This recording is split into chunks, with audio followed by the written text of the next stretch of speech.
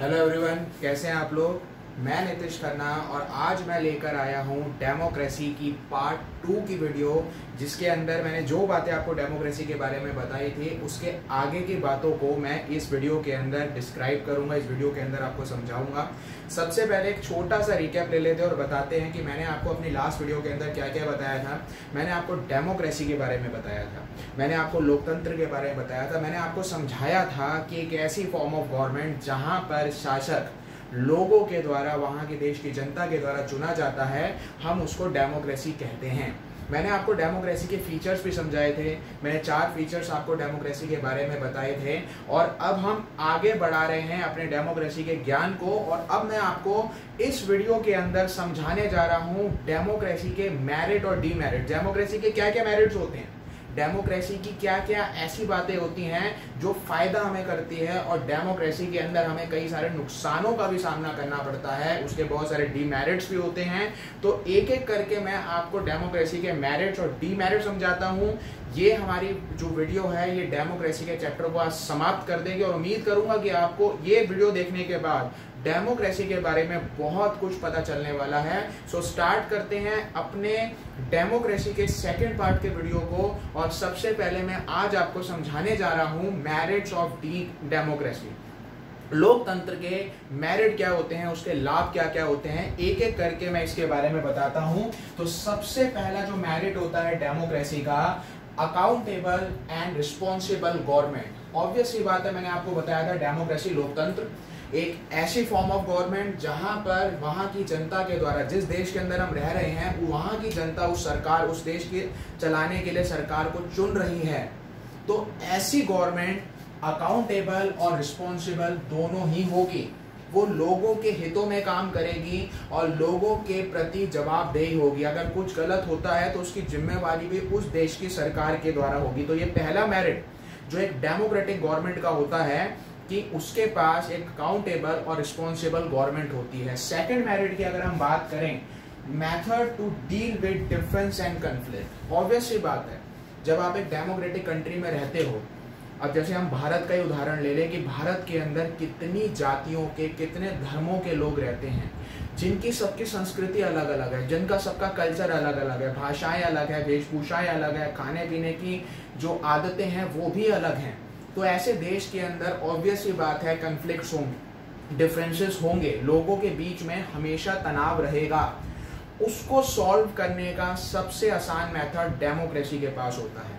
Democracy के अंदर बड़ी से बड़ी समस्या को जो समाज के अंदर उत्पन्न हो रही है उसको दूर करने का उपाय डेमोक्रेसी के पास होता है। तो ये डेमोक्रेसी का एक बहुत बड़ा मेरिट होता है। आगे हम बात करते हैं डेमोक्रेसी के तीसरे और सबसे बढ़िया मेरिट के, और वो है democracy enhances the dignity of citizen. लोगों की, जो उस देश के नागरिक हैं, उनकी डिग्निटी का खास ध्यान रखा जाता है। ये बहुत जरूरी होता है। हर एक नागरिक जो हमारे देश के अंदर रहता है, चाहे वो हमारे देश के किसी भी हिस्से का नागरिक है, चाहे वो किसी भी जाति का है, किसी भी धर्म का है, वो चाहता है कि मेरे साथ वैसा ही व्यवहार हो जो एक दूसरे नागरिक के साथ व्यवहार किया जा रहा है। हर कोई अपनी डिग्निटी चाहता है, हर कोई चाहता है कि उसके साथ सम्मान की स्थिति हो। तो डेमोक्रेसी के अंदर ऐसा होता है। मैंने अक्सर डेमोक्रेसी के अंदर जब वोट डालने जाते हैं तो मैंने हर तरह के लोगों को एक ही लाइन में लगे हुए देखा है, चाहे वो डॉक्टर है, इंजीनियर है, एक मजदूर है, वो एक ही लाइन में लगकर वोट देते हैं। तो ये है डेमोक्रेसी के मेरिट्स। मैं एक बार फिर से रिपीट करता हूं, अकाउंटेबल एंड रिस्पॉन्सिबल गवर्नमेंट, एक जवाबदेही वाली सरकार होती है। Method to deal with differences and conflict, एक ऐसी सरकार, एक ऐसी डेमोक्रेसी का सबसे बड़ा मेरिट, ऐसे मेथड्स हमारे पास हैं जिससे हम जो कन्फ्लिक्ट्स हैं, जो डिफरेंस हैं, उनको आसानी से सॉल्व कर सकते हैं। इसके अलावा democracy enhances the dignity of citizen, लोगों की डिग्निटी का खास ध्यान रखा जाता है, उनके सम्मान का खास ध्यान रखा जाता है। तो ये तो बात हो गई डेमोक्रेसी के मेरिट्स की। ऑब्वियस सी बात है, डेमोक्रेसी के अंदर कई सारे डीमेरिट्स भी हैं। डेमोक्रेसी के अंदर ऐसी कई सारी कमियां भी हैं जो कभी कभी हमें सोचने के लिए मजबूर कर देती है कि हम डेमोक्रेसी को बेस्ट फॉर्म ऑफ गवर्नमेंट कहते हैं। क्या democracy best form of government है? तो पहले तो हम वो डीमेरिट्स को डिस्कस कर लेते हैं, उसके बाद मैं आपको बताऊंगा कि अगर डेमोक्रेसी को हम बेस्ट फॉर्म ऑफ गवर्नमेंट कह रहे हैं तो क्यों कह रहे हैं। सबसे पहले हम यहाँ पर बात करते हैं डीमेरिट्स ऑफ डेमोक्रेसी। सबसे बड़ा जो डीमेरिट है डेमोक्रेसी का, लीडर्स कीप चेंजिंग। डेमोक्रेसी के अंदर, लोकतंत्र के अंदर नेता लगातार बदलते रहते हैं। हमारे देश में हर 5 साल के बाद चुनाव होता है और हमारे देश में जैसे कि आपको पता है कि अलग अलग पॉलिटिकल पार्टीज हैं और हर पॉलिटिकल पार्टी की अपनी आइडियोलॉजी होती है।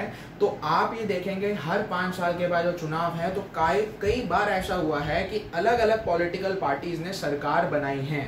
तो नेताओं का बार बार बदलते रहना, पॉलिटिकल पार्टीज का बार बार बदलते रहना सरकार के तौर पे, तो ये एक बहुत बड़ी खामी होती है डेमोक्रेसी की कि वहाँ स्टेबिलिटी नहीं है। बहुत ज़्यादा अगर हम देखें तो चेंजेस होते रहते हैं, एक नया नेता आता है। तो कई बार ऐसा होता है कि जो पुराने नेता ने काम कराए होते हैं या उसके द्वारा जो चीज़ें चल रही होती हैं उसको रोक दिया जाता है। तो ये सबसे बड़ी खामी एक डेमोक्रेसी की है कि उसमें लीडर लगातार चेंज होते रहते हैं। दूसरा, democracy is all about political competition and power play. ये एक बहुत बड़ी कमी मानी जा सकती है डेमोक्रेसी की कि डेमोक्रेसी में हर नेता एक ऊंचे से ऊंचे पद पे आना चाहता है। हर पॉलिटिकल पार्टी सत्ता में भागीदार होना चाहती है। वो चाहती है कि अगले चुनाव में मेरी सरकार बने। तो एक पॉलिटिकल कंपटीशन हमेशा डेमोक्रेसी के ऊपर हावी रहा है। और आपको पता है कि लोगों का वोट देने के लिए हमारे नेता लोग कितने वादे करते हैं और उनसे कितने वादों को वो पूरा करते हैं, क्योंकि democracy is all about political competition, power play. हर कोई चाहता है कि उसके पास सत्ता हो, उसके पास ताकत हो। तो कई गलत तरीकों से भी सत्ता को पाने के जो है तरीके वो डेमोक्रेसी के अंदर यूज किए जाते हैं। तो दूसरी सबसे बड़ी कमी एक डेमोक्रेसी की होती है। वहीं अगर डेमोक्रेसी की हम तीसरी कमी की बात करें तो वो है democracy lead to delay. Democracy के अंदर डिले बहुत होता है, क्योंकि यहाँ पर अगर आप देखें, अगर मैं अपने देश का उदाहरण दूं, हमारे देश के अंदर अलग अलग स्तर पे सरकारें हैं। हमारे देश में केंद्र सरकार भी है, हमारे देश में हर राज्य की अपनी सरकार है। और अमूमन ऐसा होता है कि राज्य की सरकार और केंद्र की सरकार अलग अलग पॉलिटिकल पार्टी की हो सकती है, जिनकी आइडियोलॉजी अलग हो, जिनकी विचारधारा अलग हो।